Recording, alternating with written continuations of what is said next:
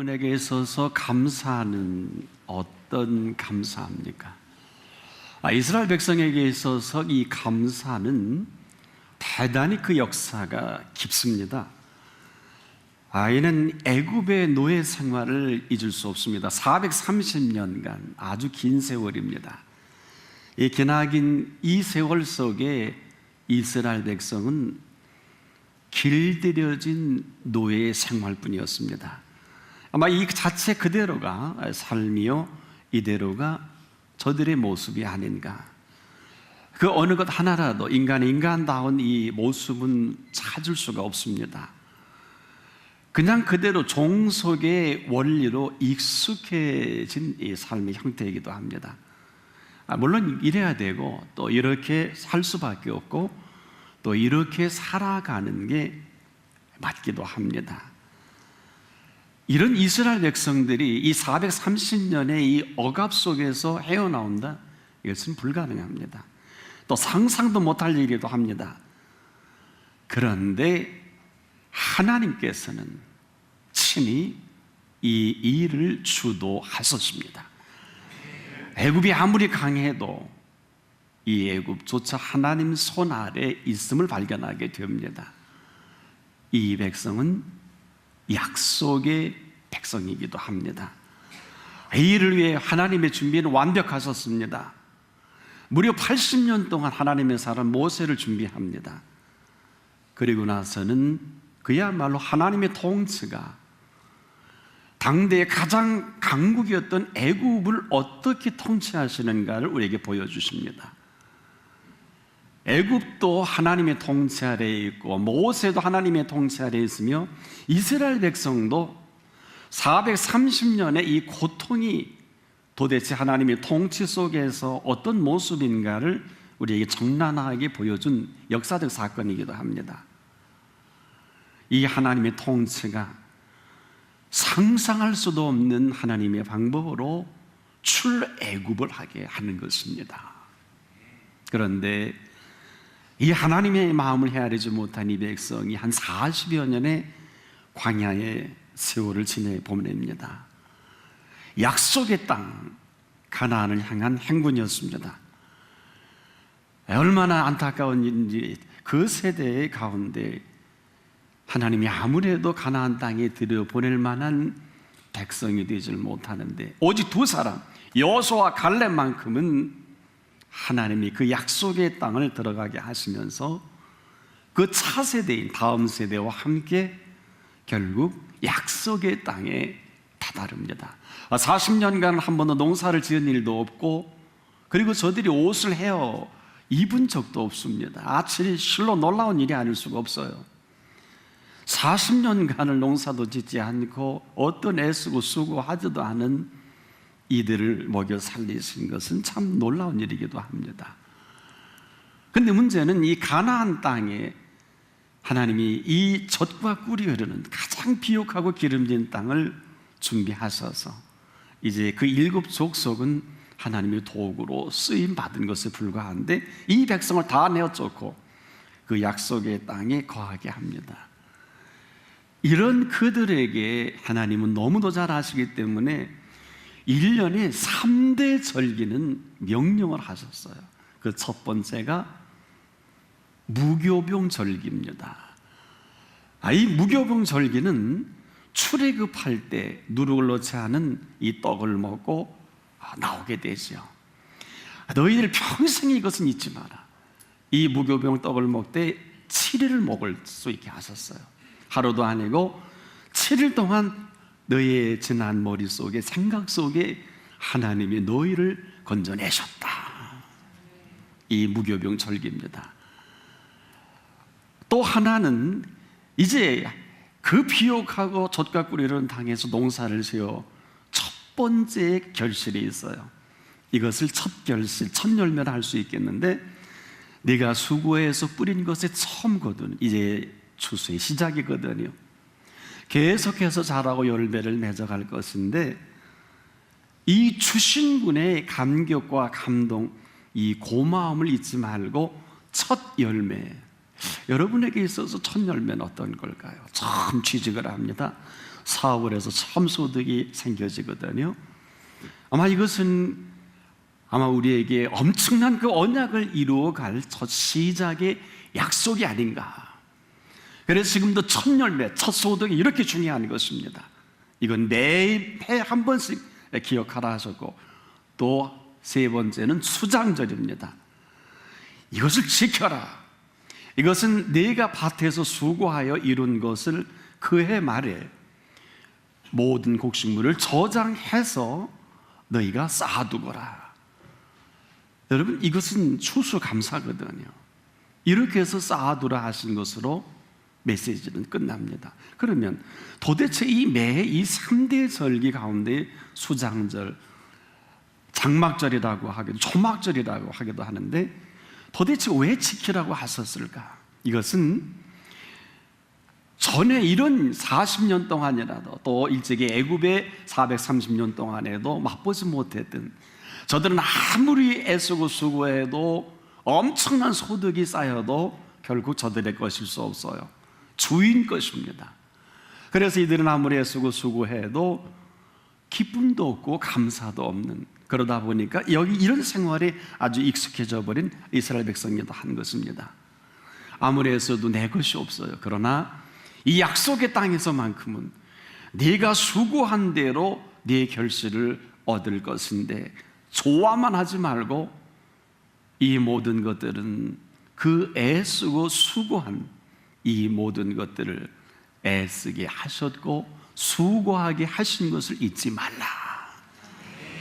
우리가 여러분 가장 쉽게 잊어버리는 게, 열심히 일하다 보면 내가 일했다, 틀린 거 아니잖아요.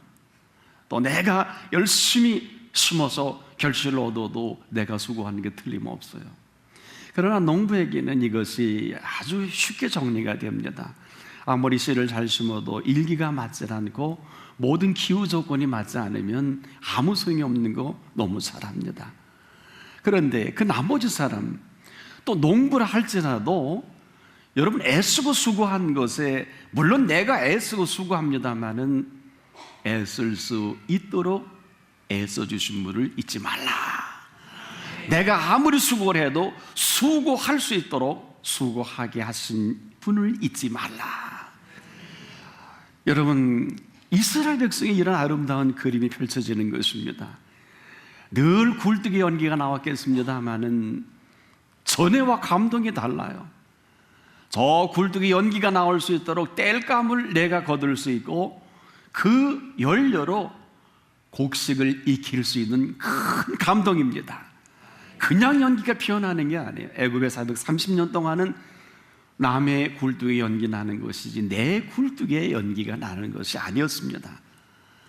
그래서 그 가을 여기에는 수주할 곡식이 있고 수장할 곡식이 있고, 또 초막을 지을 농산물들을 허락하셨으니까 장막을 세우는 것은 당연한 일입니다. 그런데 문제는 가을 거지. 이 모든 가을 거지가 사실 애굽의 생활 속에서는 상상할 수도 없는 내소득이거든요. 항상 우리가 조심해야 될 것은, 열심히 일하거나 공부하다거나 무슨 일을 하다 보게 되면은 내 공로라는 것이 있어요. 이스라엘 백성이 익숙한 게 뭘까요? 내가 애쓰고 수고한 이것이 전부가 된 일쟁이가 되어버렸어요. 그저 나는 이렇게 사는 거다, 일쟁이로만 살아온 이 세월이 이제는 너희가 일쟁이가 아니라 너희가 애쓰고 수고한 이 모든 것들이 너희 것이다. 그런데 오늘 우리가 맞이하는 이 추수감사절은 어떨까요? 사실 우리는 지금도 알게 모르게 애쓰고 수고하는 크고 작은 일들이 너무 많습니다. 공부도 그렇고요, 또 다른 모습의 일도 그렇습니다. 근데 문제는 이 애쓰고 수고하는데 내가 애쓰고 수고한 것을 얼마나 감격하고 감동할 수 있느냐 하는 거예요. 학생이 공부하는데 감격하는 학생이 많지 않아요. 우리가 어른들이 일을 하는데 일에 감격하고 감동하는 사람이 많지를 못한 것입니다. 이스라엘 백성도 마찬가지예요. 오히려 노예 생활에 익숙한 이들이 일하면서도 늘 옛날 생각이 났어요. 그러면서도 느끼지 못했던 부분은 그들의 모든 애써움, 수고는 주인의 것이었지만은 약속의 땅에서 얻어지는 이 모든 것들은 심은 것만큼이나 거두어들인 만큼이나 이들의 모든 애씀과 수고입니다. 그러면서 여기서 이들이 쉽게 빠질 수 있는 것은, 여러분 소득이 많다 보면, 일이 재미있다 보면 일에 푹 빠집니다. 그러다 보게 되면은 나도 모르는 사이에 내가 애쓰고 수고한 것이 얼마나 큰 축복이냐, 이것을 잊어버릴 때가 참 많아요. 그런데 어떨까요? 오늘 이 애쓰고 수고한다는 것이 오늘 우리가 살아감에 있어서 여러 모양과 여러 모습으로 애쓰고 수고합니다. 근데 문제는 내가 얼마나 감격하고 감동할 수 있느냐. 늘 우리는 항상 공로에 사로잡히다 보니까 애쓰고 수고하다 보면은요, 도무지 쉴 줄을 모르고 놀 줄도 몰라요. 어떤 사람은 쉬어도 일 생각뿐입니다. 쉬어도 공부 생각뿐입니다. 어떤 사람은 좀 편하게 좀 놀아야 되는데 놀 줄을 몰라요. 놀면서도 온통 그 생각입니다. 물론 이 예술 분야의 아티스트들은, 또 창작 활동하는 사람들은 또 뭐 조금 이해가 됩니다만은, 그렇지 않은 사람들, 쉴 때 쉬고 또 놀 때 놀면서 삶의 리듬을 찾아야 되는데 도무지 이럴 줄을 모르는 이 안타까움이 있습니다. 이스라엘 백성에게도 이러한 삶의 딜레마가 있었습니다. 이들이 하는 것이 애쓰고 수고하다 보니까 처음에는 굉장히 감격하고 감동했는데 시간이 지나다 보니까 다 잊어버렸어요. 내가 애쓰고 수고하는 이 모든 것들은 당연사가 되고, 또 이렇게 남들도 그렇게 먹고 사는데 우리가 뭐 대단한 뭐 그런 의미겠느냐. 그래서 무교병절기를 지키는 것이 시들해졌습니다. 또 저들이 첫 열매를 거두어 드리는 이 맥추절을 또 소홀히 지냅니다. 뿐만 아닙니다. 수장절인 이 엄청난 한 해의 가을 거지를 소홀히 여깁니다. 이유는 내가 한 거예요. 내가 애쓰고 수고한 것이니까 감동받을 게 없잖아요. 당연사가 되어버린 것입니다. 여기에 명해서 이 아름다운 추수감사의 절기는 아무리 우리가 애쓰고 수고해도 애쓰게 하신 분이 있습니다. 수고하게 하신 분이 있습니다. 이것은 살아있어서 우리가 애쓸 수 있고, 살아있으니 수고할 수 있는 이 수고는 여러분 삶의 감격입니다. 사실 이보다 더한 삶의 감동이 있을까요? 가끔 우리가 이 감동은요, 할 일이 없고 직장도 다 잃어버리고 사업도 어려움을 당할 때, 그때서야 일할 때가 좋았구나. 근데 이러면 너무 늦습니다. 인생의 노후가 너무 빨리 온 거예요. 요즘에 뭐 노후 대책 많이 하는데, 요즘에 인생의 노후라는 것이 뭘까요? 노년에 맞이하는 노후만은 결코 아닙니다. 여러분, 할 일이 없고 애쓸 일이 없고요, 수고할 일이 없으면 아무리 젊어도 그냥 노후를 맞이할 수밖에 없어요. 하지만 노후를 할지라도 할 일이 있고 애쓸 일이 있으면, 수고할 일이 있으면 이보다 더 위대한 노후 보장은 없습니다. 여기서 우리가 좀 냉정할 필요가 있습니다. 인생은 뭘 모르면 그냥 그대로 어떤 모습을 일하든 공부하든 그 무엇을 하든 그냥 노예가 되어버립니다. 어느 틈엔가 공부를 하다 보면 공부가 노예되고요, 일을 하다 보면 일의 노예가 되는 게 뭘까요? 애씀과 수고의 노예라는 것입니다. 항상 물어야 됩니다. 누굴 위해 공부하는가? 누굴 위해 일을 하는가? 그럴 만한 분명한 이유가 있어야 합니다. 그렇지 않으면 어느 틈엔가 애씀과 수고에 푹 빠져 헤매이고 생을 마감하는 사람이 한둘이 아니에요. 그래서 우리가 알게 모르게 그냥 지나쳐가는 이 삶 속에 참으로 이 소중한 이 한 가지, 뭘까요? 내가 애쓰고 수고하는 감사합니다. 이것은 생애의 근원적인 이 원리를 찾는 아주 소중한 시간이기도 해요. 여러분, 이 감사는요, 그냥 감사가 아니에요. 여러분이 하는 범사의 감사는 어떤 감사입니까? 이것을 해주고 저것을 해주고 이렇게 저렇게 해서 하는 것이 범사에 감사합니까? 천부당 만부당. 우리가 범사에 감사는 물론 그것도 감사가 될 수 있겠습니다만은 범사에 감사는요, 내 삶을 하나님이 통치하시는 이 일에 감사하는 것을 범사에 감사하는 것이다. 하나님의 통치를 인정하는 것이거든요. 그 통치 속에 내 범사가 펼쳐지는 것에 의심하지 않는 사람, 이 사람이 범사에 감사하는 사람입니다. 그러니 크고 작은 일에 연연할 것이 아니라 사건 자체를 놓고 감사합니다. 이가 많이 남고 적게 남는 것에 연연하지 않습니다. 때로는 여러분 어때요? 일을 많이 하다 보면 피곤합니다. 근데 우리는 또 불평합니다. 여러분, 일을 많이 하면 몸이 쉬어야 되잖아요. 짜증을 냅니다. 이것이 내버려두면 스트레스가 되고 그냥 여러 모습의 질고가 시작이 되는, 여기서부터 어그러지는 결정적인 일에 실수하는 이 안타까움도 발견하게 되는 것입니다. 때문에 우리가 지금 이 감사, 정말 추수의 감사는 여러분 누구에게 감사할 수 있어야 할 것입니까? 바로 이 추수 감사는 분명히 내가 애쓰고 수고했지만 나를 애쓰고 수고하신 그분 앞에서의 감사해야 합니다. 이 가을거지의 감동은 한 해의 풍요로운 결실이 있어서만이 아닙니다. 이 풍요로운 결실을 있게 한 애씀과 수고를 놓쳐서는 안 될 것입니다. 내가 아무리 애를 쓰고 수고해도 나를 애쓰고 수고하게 하신 이 소중함입니다. 가을보다 더 소중한 것이 바로 이 부분입니다. 우리가 아주 쉽게 이걸 놓쳐버리면 이 삶의 방황은 끊임이 없습니다. 어려움 계속 다가올 것입니다. 오늘 많은 사람들이 할 일이 없다고 하면서 일자리 창출로 우리나라뿐 아니라 미국에도 마찬가지, 유럽에도 마찬가지입니다. 그런데 여러분 한번 조용히 생각해 보십시다. 과연 이 말이 일자리 없는 것이 일자리 창출로 가능한 것인가? 묻지 않을 수 없어요. 정말 일자리가 없어서 일하지 못하는 것일까요? 한번 조용히 생각해 봅시다. 일자리가 없어서 우리가 일을 못하는 것은 아니에요.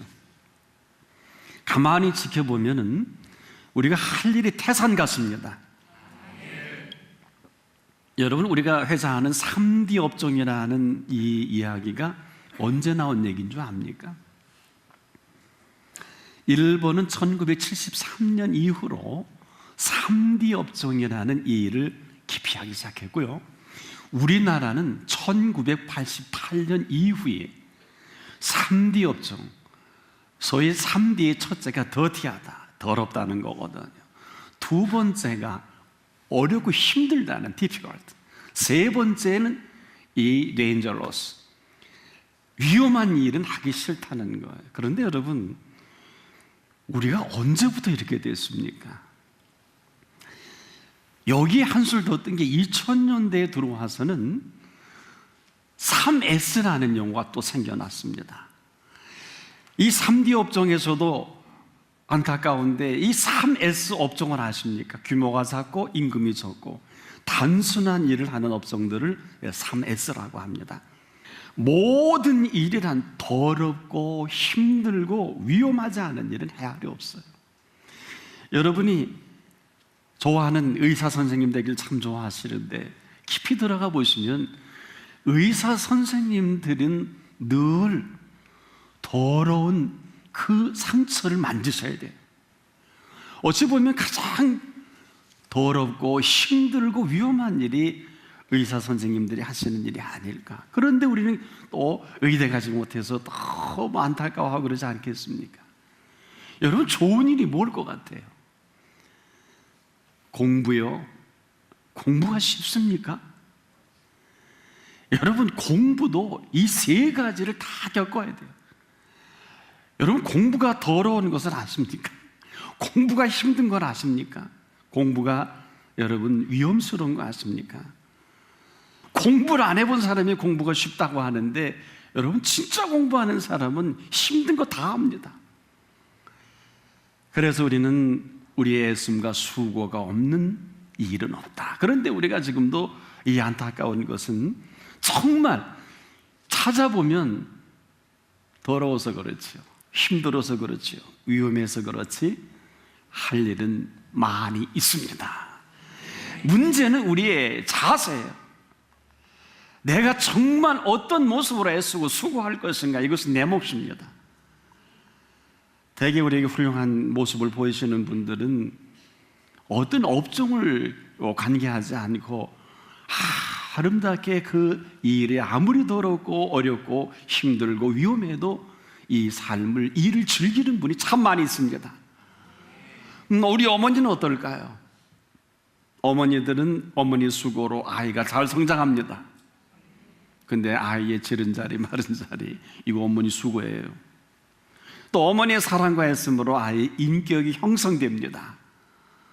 바로 우리는 오늘 이 아름다운 절기에 애씀의 철학과 우리가 수고의 미학이 있어야 되겠다.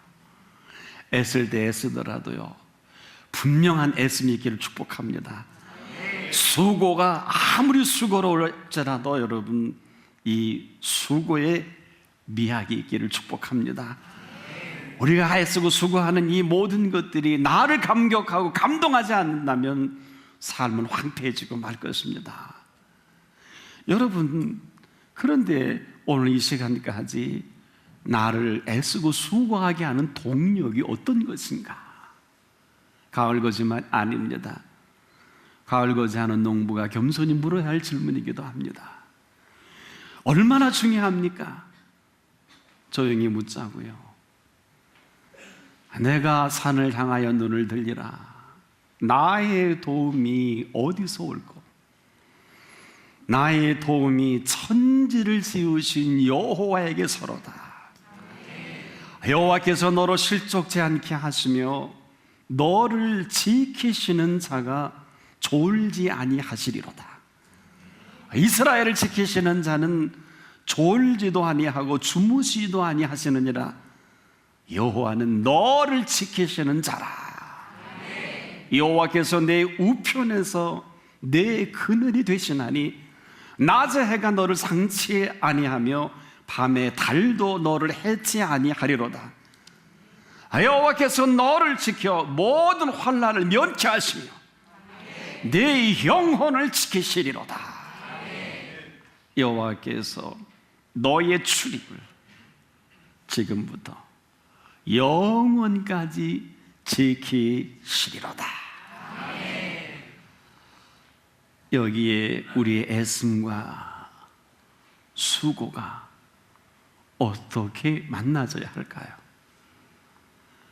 그 그늘 아래 수고하는 것은 쉼이기도 합니다. 그 지키심에 펼쳐가는 것은 어떤 애씀과 수고라도 기쁨입니다. 수고할 수 있게 하심을 잊지 않기를 바랍니다. 애쓸 수 있도록 은총 주심을 잊지 마십시오. 우편에서 그늘이 되어 주셨고 낮에 해라도 밤에 달까지라도 어느 누가 해칠까? 오직 그분 노심초사하시면서 오늘 우리 모두를 지켜주셨습니다. 그분은 지킴이라는 선언입니다. 우리 부모는 연로하시면 세상에 계시지 않아요. 때로는 아내도 남편도 먼저 세상을 떠날 수 있어요. 내가 그렇게 사랑하는 그 사람들도, 내가 아끼는 존경하던 분도 어느 땐가는 내 곁을 떠날 때가 올 것입니다. 아무도 나를 지켜줄 지킴이는 없습니다. 오늘 이 아름다운 계절에 여호와 하나님은 우리 모두의 지킴이십니다. 내가 너의 출입을 지금부터 영원까지 지키시리로다. 지키심이 아니면 홍수가요, 해일이요, 허리케인이요, 가뭄이요, 이 기후가 감당할 수 없을 만큼 엄청난 변화된 이 변화는 아무도 손을 댈 수가 없습니다. 가을거지가 괜찮다고요? 괜찮은 게 아니라 그분이 괜찮게 하신 것입니다.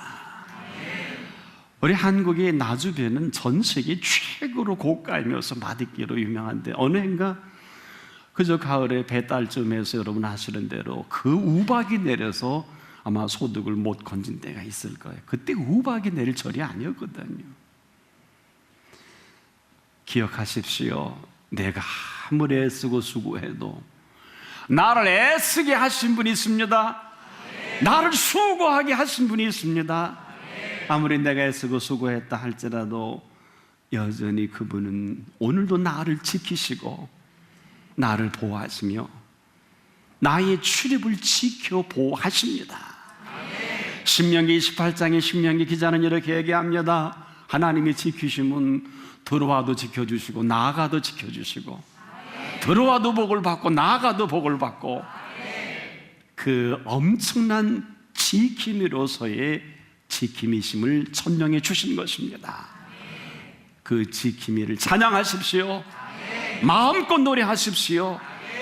영원히 찬양하고 감사할 지킴이가 오늘의 나를 나되게 하고, 오늘의 모든 애씀과 행여나 자녀가 열심히 공부해서 귀한 결과를 얻었습니까? 사업이 잘 돼서 이만합니까? 사랑하는 여러분, 지킴이가 지킴이 되어주심을 잊지 마십시오. 오늘도 하나님께서는 이스라엘 백성들뿐 아니라 우리 모든 예수의 피로 값주시고 사신 저와 여러분에게 오늘 이 소중한 이 추수감사는 가을거제 감사가 아니라 애쓰게 하셨고 수고하게 하셨고 아름다운 결실을 맺게 하신 지킴이십니다. 오늘 그분과 여러분의 출입이 함께하는 은총으로 넘쳐나기를 축복합니다.